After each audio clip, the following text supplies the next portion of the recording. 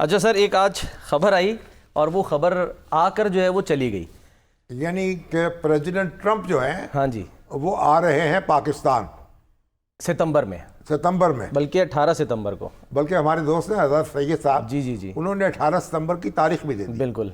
लेकिन बाद में पता चला कि जो वो ट्रंप हैं इस दौरान तो वो आएंगे, बरतानिया में होंगे। जी हाँ, अब खबर तो ये थी कि स्टेट विजिट पर वो वहाँ पे। आएंगे इंडिया में, जो क्वाड की समिट है, ये जो 4 मुल्क है ना, जी जी, उनका भी एक फोरम बना हुआ है। ऑस्ट्रेलिया, जापान, इंडिया और अमेरिका। जी हाँ, ये 2000 का जो सुनामी आया था उसके बाद ये फोरम बनाया गया था 2007 में शिंजो एबे के मौसमियाती मामलात के लिए भी और सिक्योरिटी के मामलात के लिए भी, और ये कोई समंदरों की देखभाल के लिए, निगरानी के लिए भी। अच्छा, तो ये चारों, और कोई चीन जो है का उस वक्त कहा गया था कि चीन का असर और रसूख जो है उसका मुकाबला करने के लिए भी। तो ये 4 मुल्क जो हैं इकट्ठे हुए थे।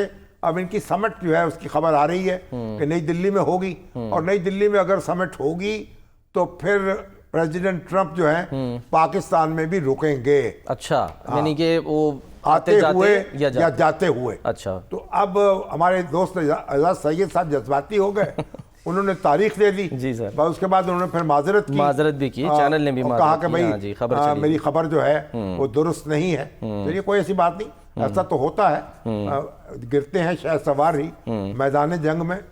तो एजाज सैयद साहब की वो स्टोरी भी तो है ना, जरदारी साहब वाली, उस पर वो कहते हैं मैं अभी तक कायम हूँ कि जरदारी साहब को इधर उधर किया जा रहा है। हाँ। कुछ लोग ये ट्वीट कर रहे थे ना कि जी ये खबर भी इन्होंने दी है तो अल्लाह खैर करे, पिछली खबर भी जो है तो वो सदूर के मामले में गोया सदर अमेरिका का हो या पाकिस्तान का हो, तो एजाज सैयद साहब जरा संभल के मामला किया करें। बाकी तो फिर यह कि सदर ट्रंप आएंगे तो अब तो पाकिस्तान में, तो अब देखिए कि अमेरिकी सदर तो कई आ चुके हैं। आइजनहोवर साहब आए, क्लिंटन भी आए, बिल क्लिंटन, लंदन भी जॉनसन आए, और उसके बाद हमारे रिचर्ड निक्सन आए। अच्छा, लंदन भी जॉनसन आए, बुश साहब आए। तो कई सदर आते रहे और जाते रहे। और जो हमारे उस वक्त आए थे रिचर्ड निक्सन, तो उस वक्त तो याह्या खां का दौर था। सही। तो उन्होंने कहा कि भाई चीन के साथ हमारा जरा मामला कराओ, अच्छा, हमारा मुसाफा कराओ। सही है। तो उस वक्त फिर पाकिस्तान ने हेनरी किसिंजर साहब ने दौरा किया यहाँ से खुफिया, और चाइना और अमेरिका का मुसाफा कराया। सही। और वो मुसाफे के वो उनके ताल्लुकात बहाल हुए, और फिर उन्होंने, अब चीन भी, इसने भी तरक्की की और अमेरिका ने भी तरक्की, उसको फायदा पहुंचा मईशत को। अब जो सोवियत यूनियन था उस वक्त, वो हमसे नाराज हो गया। अच्छा, उसने कहा अच्छा, क्योंकि सोवियत यूनियन के और चाइना के ताल्लुकात उस वक्त खराब थे, और उन्होंने कहा कि अच्छा ये चीन और अमेरिका को पाकिस्तान ने मिलवाया है, तो इसको चलो, इसकी ऐसी की तैसी। उन्होंने इंडिया का साथ दिया, और मशरकी पाकिस्तान का जो क्राइसिस था उनके साथ दोस्ती का मुआहदा कर लिया। सही। और जो बांग्लादेश की जो तहरीक थी उसमें वो पाकिस्तान के खिलाफ सफारा हो गए। तो वो हमें ये नुकसान हुआ हमारा। लेकिन बहरहाल अब वो निक्सन साहब चले गए और पाकिस्तान के हामी थे, लेकिन कुछ नहीं कर सके, और ना बेड़ा भेज सके, ना रोक सके इंडिया की फौजों को। तो बहरहाल अब उसके बाद बिल क्लिंटन आए थे एकदम।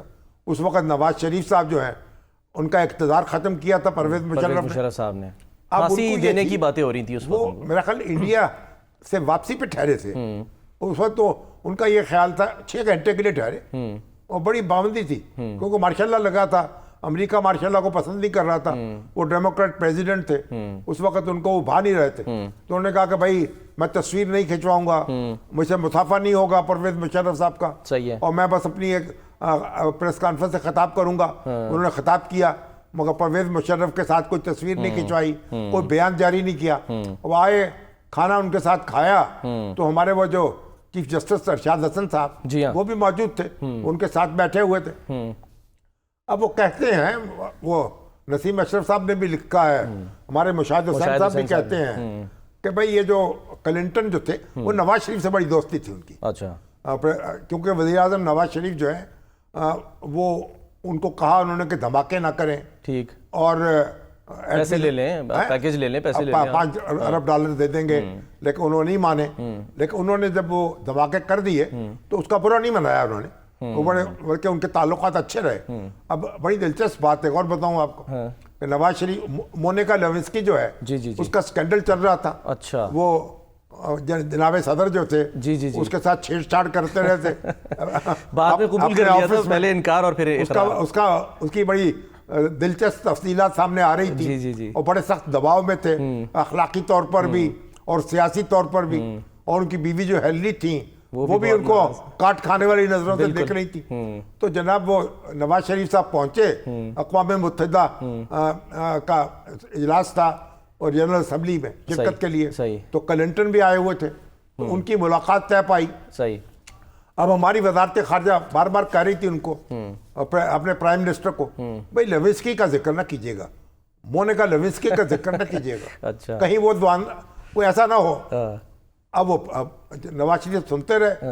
अब जो मुलाकात शुरू हुई तो उन्होंने बैठते ही मोनिका का जिक्र शुरू कर दिया। उनका जनाब प्रेसिडेंट साहब, हम सब आपके साथ हैं, पूरी पाकिस्तानी कौम जो है वो आपके साथ है इस मामले में। दुखती रग पे हाथ भी रख दिया। और आप इस दुख बड़ी और आपके आजमाइश की घड़ी में हम आपके साथ हैं, हमारी दुआएं आपके साथ हैं।